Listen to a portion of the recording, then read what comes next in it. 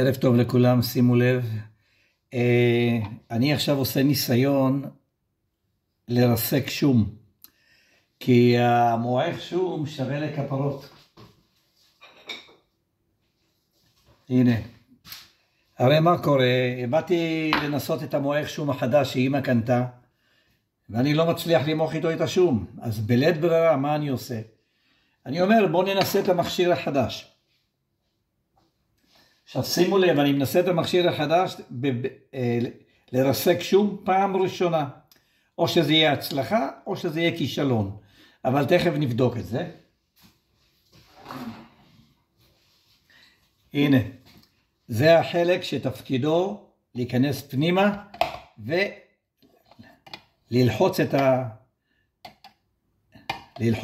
מה ששמים בפנים, שום או דברים אחרים. אז אני עכשיו אמלא את זה שום. בואו נראה כמה שום אני אשים.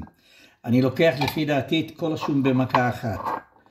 בואו נראה איזה פשלה זה יהיה או איזה הצלחה, אני לא יודע. אבל מנסים.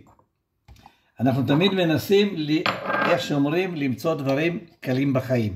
שימו לב, יש שיפוע בכוונה כדי שהשיפוע ייתן למה שיורד למטה, למה שמוגרד, שיחליק בקלות, ממש כלפי מטה. רק שנייה חברים. כן, רק שנייה רגע. אוקיי. אז חבר'ה, הניסיון מתחיל. אני לוחץ פה ומתחיל לסובב.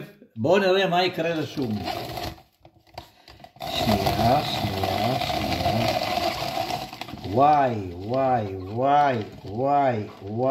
וואי.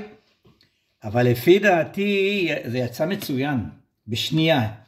20-30 גרעיני שום. אבל לפי דעתי יכולתי בהחלט לעשות את זה על מגרדת דקה יותר.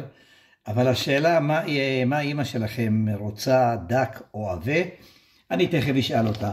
אבל שימו לב, ב3-4 תנועות סיבוביות, כל השום בשנייה ירד למטה. חבר'ה, זה כישלון. הדבר הזה כישלון. לא הצלחתי למוח איתו את השום. בואו עכשיו אני אפתח פה את הסיפור. בואו נוציא את זה עם איזה סכין שפיץ. השום פה נלחץ והפך להיות כאילו כמו פלסטלינה מעוכה. אבל לא עשה שום דבר, לא היה לי כוח ללחוץ את הגרגרים האלה. הנה, יפה.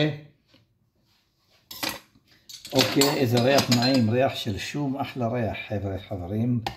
זה יכול להיות תחליף לבושם, סתם אני צוחק. כן, בואו, הנה, שמתי 4 ראשים. זהו, הנה, זה הולך על ריק. אז זהו, זה כל הסיפור חברים.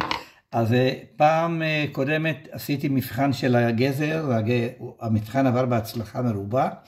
עכשיו עשיתי את המבחן של השום, עבר בהצלחה מרובה גם כן. מה שאני אגיד לכם, שאם אני הולך לעשות עכשיו כרוב, בא לי לאכול כן סיבים של כרוב עם גזר וכו', אז הכרוב בטח שילך בהצלחה מרובה, מכיוון שהכרוב אין לו שום אלמנט של התנגדות רצינית לגירות, לגרדת הזו.